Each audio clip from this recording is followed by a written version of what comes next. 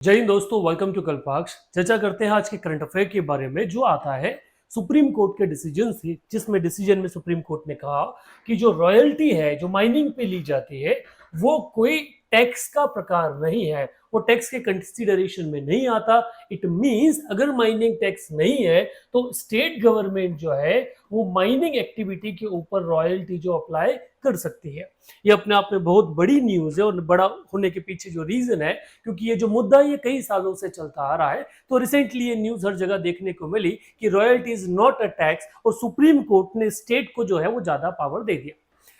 होता क्या है वास्तविकता में, माइनिंग जो है one of the most important activities मानी जाती है किसी भी एरिया में। अगर आप कुछ स्टेट्स देखें जिसमें झारखंड हुआ, बिहार, छत्तीसगढ़, ये वो स्टेट है जहां पर नेचुरली रिच है, मीन्स यहाँ माइनिंग जो है one of the important figure हो जाता है स्टेट की इनकम के लिए।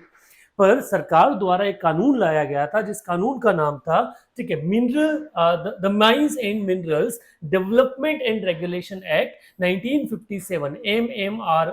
MMDR act 1957। इसके तहत ये हो गया था कि जो रॉयल्टी है वो रॉयल्टी एक टैक्स है, और जब रॉयल्टी एक टैक्स है तो ये जो सब्जेक्ट है ये सब्जेक्ट आ जाता है सेंटर के पास में, मीन्स स्टेट पे इसके पास कोई एडिशनल टैक्स लगाने की कोई पावर उपलब्ध नहीं है।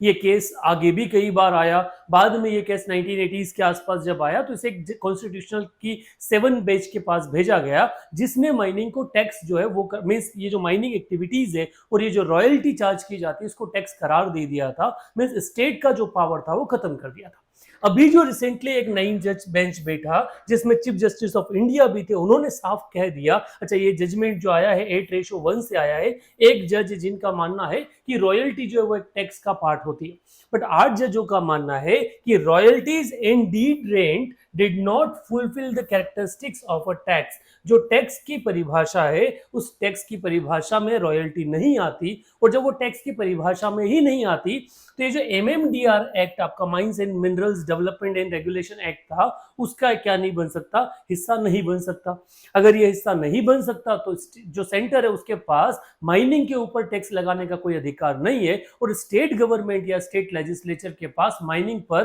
टैक्स लगाने का पूर्ण अधिकार है। इस जजमेंट से होना ये वाला है कि कई स्टेट जैसे बंगाल, झारखंड, छत्तीसगढ़, उनका जो रेवेन्यू है वो कई फोल्ड बढ़ जाएगा, क्योंकि वहां डिपेंडेंसी उनकी जो है वो माइनिंग के ऊपर होती है। ये जो जज है 2011 में एक 5 जज की बेंच 2004 में बैठी थी, उसने ये जजमेंट 2011 में किसको भेजा था, एक 9 जज बेंच जो है उसके पास भेजा गया। रीजन था कि 1989 में जो 7 जज बेंच बैठी थी, ठीक है, जब एक इंडियन सीमेंट का एक जजमेंट जो तमिलनाडु स्टेट में था वो गया था 7 जज बेंच के पास, और उस बेंच ने कहा था कि जो रॉयल्टी है वो एक टैक्स होता है, और उस रॉयल्टी टैक्स के आधार पर क्या हुआ, ये जो मींस केस है ये केस हमेशा या जो पावर है वो पावर सेंटर के पास रहा। 2004 के बाद अगेन ये जो केस है वो एक 5 जज बेंच के पास गया, और उस 5 जज बेंच ने बोला कि ये जो 1989 में जजमेंट लिया गया था वो उसमें कुछ एरर्स है, तो उन्होंने ये जो केस है फिर एक 7 जज बेंच को क्या कर दिया, कॉन्स्टिट्यूशनल बेंच के सामने रख दिया, जिसमें ये जो रिसेंट जजमेंट है ये जजमेंट हमने अभी देखा।